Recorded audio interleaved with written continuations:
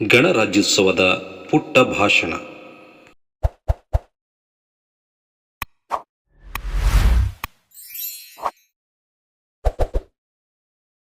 ಎಲ್ಲರಿಗೂ ಈ ದಿನದ ಶುಭ ವಂದನೆಗಳು. ವೇದಿಕೆಯ ಮೇಲೆ ಆಸೀನರಾದ ಎಲ್ಲ ಅತಿಥಿ ಮಹೋದಯರಿಗೂ ಹಾಗೂ ನನ್ನ ಗುರುವೃಂದಕ್ಕೂ 77ನೇ ಸ್ವಾತಂತ್ರ್ಯೋತ್ಸವದ ಶುಭಾಶಯಗಳು. ನಮ್ಮೆಲ್ಲರಿಗೂ ತಿಳಿದಿರುವಂತೆ ಇಂದು ನಾವು 77ನೇ ಗಣರಾಜ್ಯೋತ್ಸವವನ್ನು ಆಚರಿಸಲು ಇಲ್ಲಿ ಸೇರಿದ್ದೇವೆ.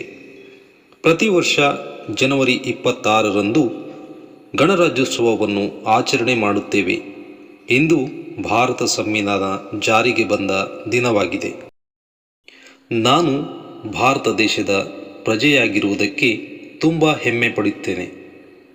ಸಂವಿಧಾನ ಜಾರಿಗೆ ಬಂದ ನಂತರ ಈ ದೇಶದ ಪ್ರತಿಯೊಬ್ಬರಿಗೂ ಮೂಲಭೂತ ಹಕ್ಕುಗಳಾದ ಸಮಾನತೆ, ಸ್ವಾತಂತ್ರ್ಯ, ಧರ್ಮ, ಸಂಸ್ಕೃತಿ, ಶಿಕ್ಷಣ ಮತ್ತು ಇತರೆ ಹಕ್ಕುಗಳು ಸಿಕ್ಕಿರುತ್ತವೆ.